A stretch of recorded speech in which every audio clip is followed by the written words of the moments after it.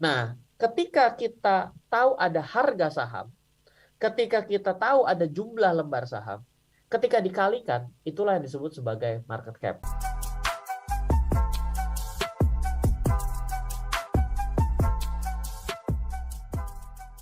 Tapi saya mau tanya, kenapa sih kita harus tahu dan juga paham seputar istilah-istilah di dunia investasi? Karena kalau kita lihat, banyak banget nih istilah-istilahnya yang mungkin untuk orang awam kayaknya gatel banget gitu, Inggris banget karena kan. Nah, Mas Ryan, silahkan dijabarkan. Ya, ini yang penting ya, bahwa banyak orang yang melihat bahwa dunia pasar modal, ya, Bursa Efek Indonesia, membeli saham ini adalah suatu dunia yang berbeda dibandingkan dunia kehidupan sehari-hari. Yes. Padahal kehidupannya ya berjalan sama dan berhubungan seperti itu. Jadi begini, saya kan coba cerita kalau kita ini bikin sebuah perusahaan ya, namanya kan ada namanya perseroan terbatas atau disebut sebagai PT.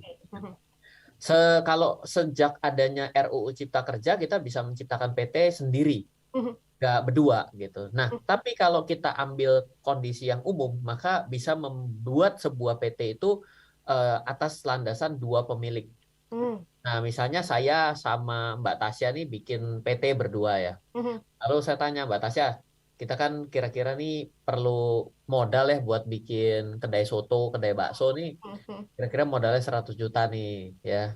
Mbak Tasya mau setor berapa nih dari 100 juta? Oh iya deh Mas Ryan, saya kayaknya lagi kurang uang ya. Gimana kalau saya setor 40%, Mas Ryan setor 60? Atau terbalik lah, Ryan yang lagi nggak punya uang, cuma setor 40, Mbak Tasya yang 60%.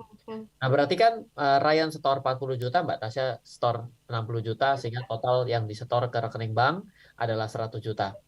Dibuat akte tuh di notaris bahwa pada tanggal sekian, tuan siapa, nyonya siapa menyetorkan uang, jadilah sebuah akte, dilaporkan ke Menkumham, maka jadi suatu pendirian perusahaan. Nah, kalau dari situ saya nanya gitu tiba-tiba ya sama Mbak Tasya, jadi kalau kita nih modal awal nih di perusahaan ini nilai per satu lembar sahamnya nih kan pasti yang namanya PT itu kan sebenarnya saham tuh. Oh, saya mau gampang aja lah Mas Ryan, kalau yang 100 juta itu gimana kalau kita pecah jadi 100 juta lembar. Artinya satu lembar satu rupiah. Ya kan? Jadi kalau 100 juta lembar berarti dengan 100 juta rupiah dengan RP1 masing-masing satu lembar ya berarti RP setiap lembarnya adalah satu perak gitu ya. Nah, kalau kita tanya gitu ya, misalnya ditanya sama orang, perusahaan kamu nilainya berapa? Ya nilainya 100 juta. Kenapa ya? Karena kan kita setor modal 100 juta kerjakan dengan mulai 100 juta. Tapi ketika perjalanan sebuah perusahaan ini berjalan, itu bisa saja uangnya berkurang atau ada aspek brand yang semakin bagus. Misalnya kita punya kedai soto nih sangat menguntungkan, buka cabang ya, oke lah untungnya makin hari makin besar gitu ya. Tapi begitu dengar kata-kata bakso X gitu ya, wah itu semua orang sudah bawaannya pasti mau pergi ke sana. Sama kalau kita beli sepatu ada gambar codetnya aja, kita udah bilang wah itu sepatu mahal. Nah, harga sepatu itu sebenarnya bahannya sama, tapi codetnya mahal. Berarti itu ada namanya brand value, nilai yang divaluasikan.